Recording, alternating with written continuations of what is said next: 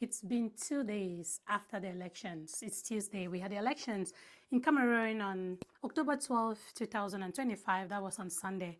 Today is Tuesday. And if you look at this, the question was, will Biya concede? Why are we even asking this question? So today I want to take a quick look at the best case scenarios.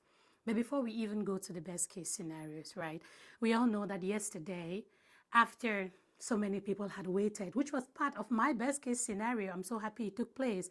But we all know that yesterday, Issa Tchiroma Bakary came out and made a statement. So many people were looking forward to this because we all know that this will set a pace, right? It means that he himself is acknowledging the fact that these numbers are behind him. But before I even say more, let's go ahead and listen to his speech. And again, this is also available on his Facebook page, Tchiroma 2025. That's where they are releasing most of the things that he's saying. So let's go ahead and listen to the speech made by Issa Tchiroma Bakary on the 13th of October 2025 after the elections that took place on Sunday.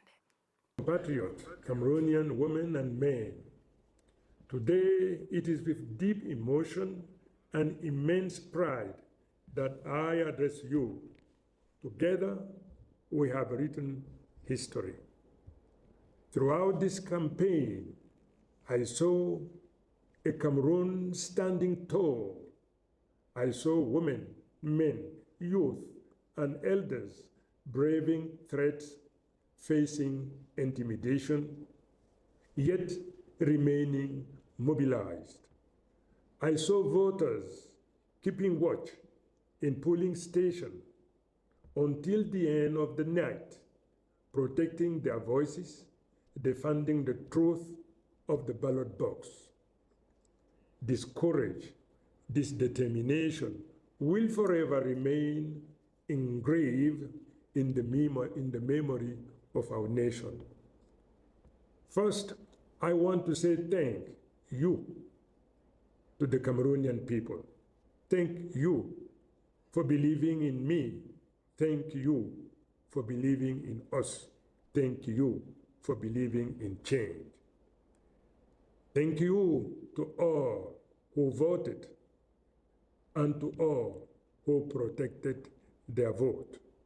You are the true heroes of this victory.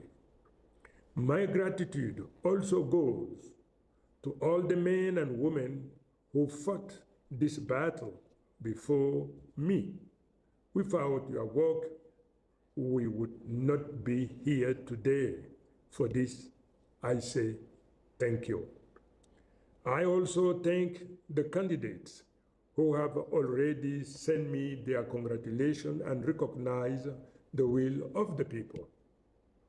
Their gesture honors our democracy and marks the beginning of a new era where the unity of the opposition and the civil society becomes an irreversible force. I want to say it with gravity and simplicity. The people have chosen, and this choice must be respected.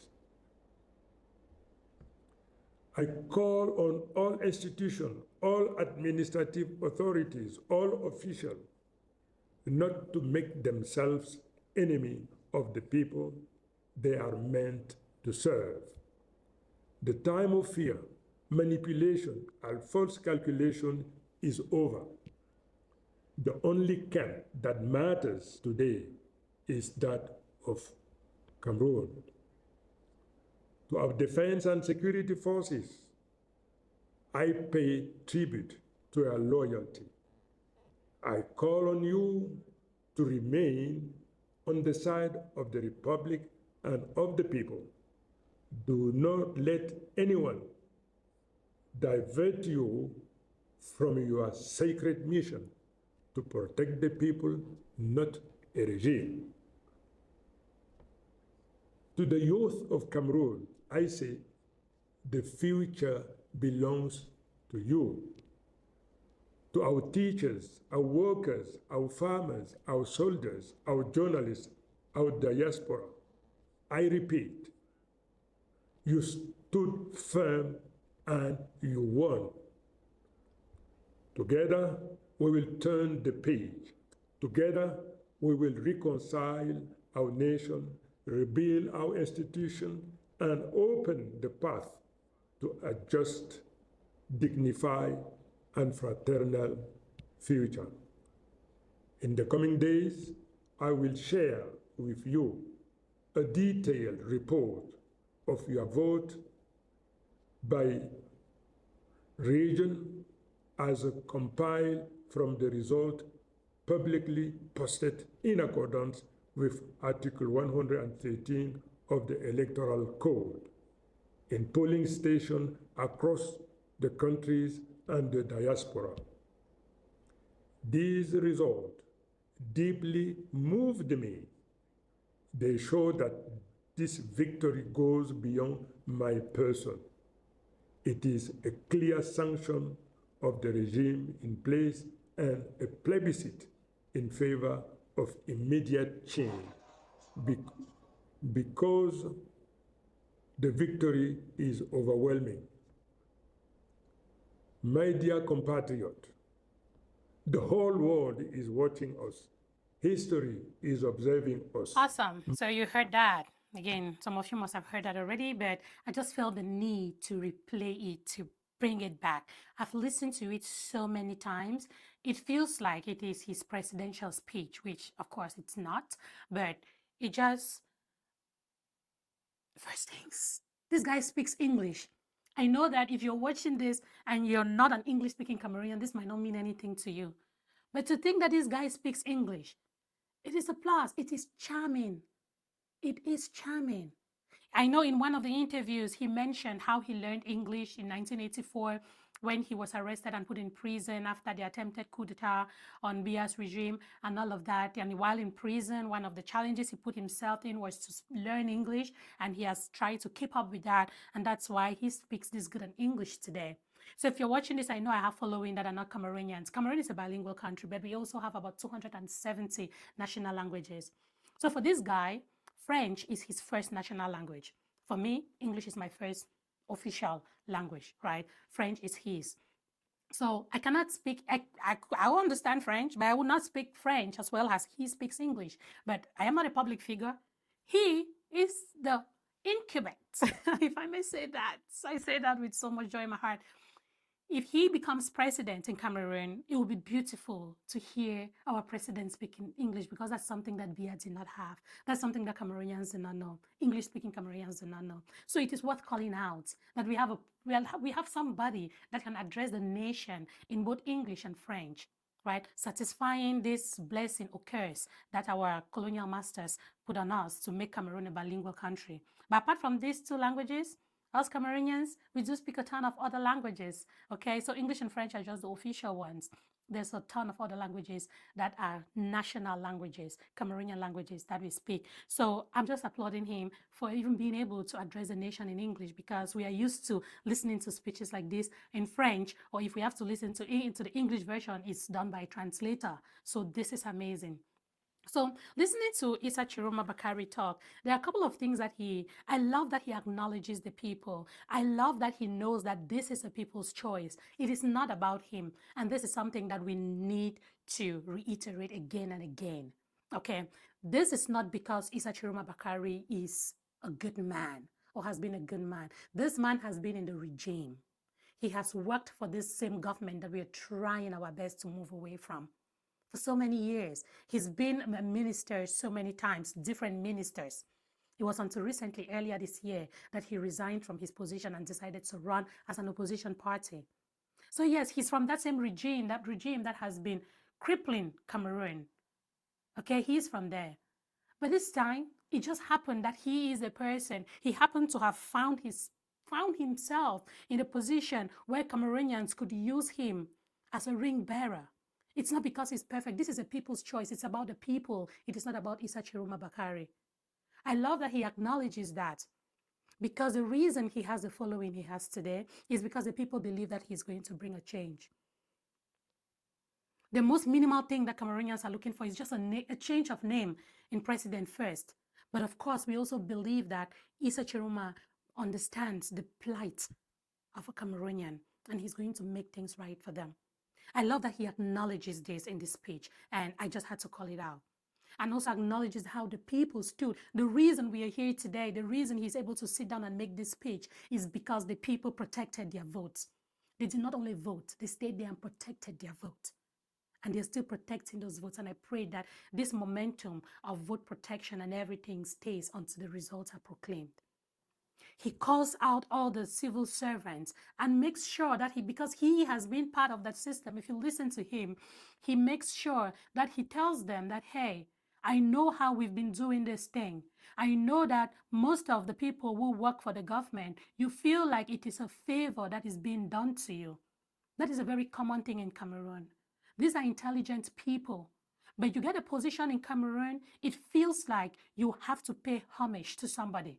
It feels like you're not intelligent enough, you're not smart enough to do your job. You just have that job because somebody gave it to you. That is not how. I understand that things like this happen all over the world, but that is not how it is supposed to be. I have a feeling that Cameroonians, especially those who work for the government, they are there not because they feel like they are qualified to do those jobs, but because somebody gave them the jobs, and so they are answerable to that person. And that is why today, so many of them just stay quiet. They cannot say anything, because in case this change does not become effective, they might lose their jobs. So there is no, when it comes to the system in Cameroon, it is not talent-based. Yes, these people will do their jobs, but within them, they feel like somebody is doing them the favor. It is not, they don't feel like it is out of their intelligence, out of them being able to do something. And we will not blame them. So many of the people out there got to the positions they got in today because they were able to pay a bribe. Someone said, I was listening to a live show and they said, so many people in Cameroon who have certain positions, they are not there because they work themselves up there. Most of the time is because you know somebody will know somebody will know somebody, or they bribe their way through that position. And that is why they are all answerable to the regime. That is the reason when you ask people, why is it that the people up there cannot revolt? It's because they feel that the regime is doing them a favor. They don't believe in their own intellect. So I love that the fact that Tchiroma is calling this out is because he knows. He even goes ahead to call onto our defense, our military. You are not serving. Your purpose is not to serve a regime. Your purpose is to serve the people and the country, because he knows. And that is the advantage we have with somebody like Tchiroma, because he understands the system. He has been a part of this system. I pray that his heart is in a good place so that he will be able to get into these corners and fix these things. The reason he's addressing the defense is because he knows how strong these people are. And he knows that today, these people are answering to the president, not to the country. So he calls onto them. He has highlighted these things a little bit in his speech, but I bet you that most of these things are deeper than we see. Yes, they're deeper than we see. I hope that he's doing his background work correctly, and just to make sure that we have a peaceful transition when the time comes. But then we're talking about peaceful transition, right? We're talking about peaceful transition because best case scenario, a friend of mine asked me yesterday, Solange, what is your best case scenario for this? And I told him, my best case scenario, that was before Tchiroma made his speech. My best case scenario is that Tchiroma comes out and addresses the people. He acknowledges the fact that the numbers are in his favor, which he has done. So best case scenario, point one, checked. Second best case scenario is that Biya concedes. But will Biya concede? You and I do not know. So that is the point. Now we don't know what is going to happen in the next 11 to 12 days, because after the elections, there is 2 weeks before the results are proclaimed. I don't understand why we have such a long time. Maybe it's because of the manual processes of all of, I don't know, but 2 weeks is such a long time for people to wait for the results of their elections to be proclaimed. But it is constitutional, so we got no choice here. We have to wait. What is happening within this time? It was Sunday. The flames were burning. People were screaming. People, based on what people could see, everybody was on the fact that, hey, Tchiroma is winning. You can even hear from Tchiroma's speech. He's saying some opposition leaders have come to congratulate him, to give him his flowers, to say, hey, we acknowledge this. That is because of what they're saying. But what are we not seeing, my people? What don't we see? You know what we don't see? We don't see the suburbs. We don't see the results of the elections that come from those places in Cameroon where there is no light, talk less of internet. Those places where nobody was able to take a screenshot of whether people even showed out to vote or whether the results of those polling stations came out in one format. We don't know. That is the unknown. And this unknown is the ruling regime's strength. How are we going to combat this? How are we even going to be able to contest if they come and they tell us that all of those suburbs where we all know that we do not have people on the ground who had phones and internet to take screenshots, make videos and share, if they come and they tell us that the ruling regime had 10,000, 25,000, 60,000 votes there, how are we going to contest it? That is a question that I myself, I don't have an answer to. And if you do, please add it to the comment section. I just want to know, how can we contest this? Because it remains a fact that Biya has grounds in Cameroon. The ruling party has grounds in Cameroon. They are everywhere. The only other party that we heard pre-elections that said they had representatives in all the 30,000 polling stations was the SDF. The SDF chairman, Mr. Joshua Osi, mentioned that yes, SDF has representatives in all of these polling stations. We have not heard from the SDF yet, at least to the best of my knowledge. But I hope that if results are brought from some of these places where we do not have internet and phones to capture results, I pray that the SDF will be able to stand up and say, that is not what we saw. I pray so, because at this moment, I don't know what we can do. I was thinking about it. I know, at the end of the elections, the voting, they count the result, they count what the ballot papers, they register the results, then there is something they call the procès-verbal, right? So these are the documents that are sent to the ELECAM, to the Constitutional Council, something like that, the Electoral Council. These are the papers that are sent to them that shows the summary of the results. Now the question is, when they bring this procès-verbal from all these other remote areas, can these papers be looked into? Can this be checked to see that, hey, how many people do you say voted here? How many people actually registered in this area? And for the people who we are seeing signatures for that they voted, can you cross-check the fingerprints? At least cross-check the signatures? If one person were to sign 10 signatures, there would be a similarity. Yes, I don't know. This is me just thinking out of the box, like what can be done?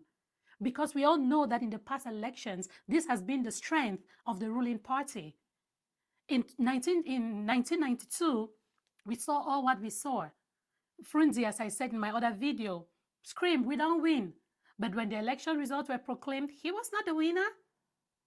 In 2018, from what we could see on social media, what the people could gather from it all showed, the numbers all showed that Kamto was the winner.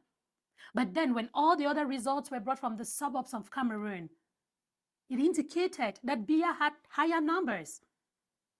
So the legal results is what scares most people who think about it today.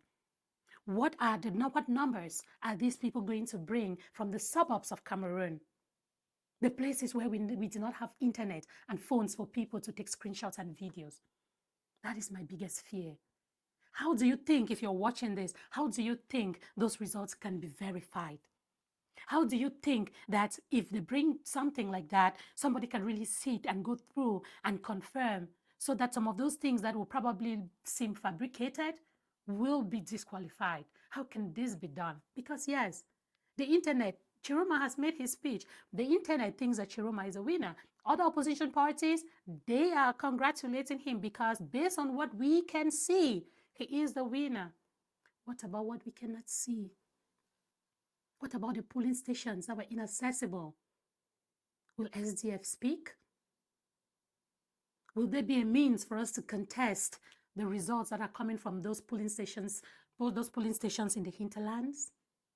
I don't know. But that is where we are. So in as much as there is hope, in as much as I am filled with hope that change is ours, I still have that fear. I still have that fear because this could just be a repeat of what happened in 2018. That they are going to just flood us with numbers. And if they bring these numbers and the opposition is not able to contest these numbers, of course, legally, they will give the elections to Mr. Biya. They will give it to him again. How are we going to do this? I don't know. This is me just expressing myself based on what I have seen online, based on what is happening, based on Issa Tchiroma's speech, based on what happened in 2018 and in 1992, and what is going to be different. And finally, what do you think is going to happen if Tchiroma finally becomes president of Cameroon?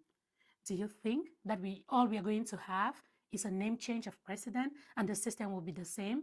Or do you think that he's actually going to bring in, like, clean up the system? Do you think that we are just going to be living another Biya regime, but with a different name? Or we are going to experience true change, not just a change in name, like most of us are chanting these days, but a change in the system and a change in the lives of Cameroonians. Let me know your thoughts. And for now, until something else comes up, that's all I have to say about that.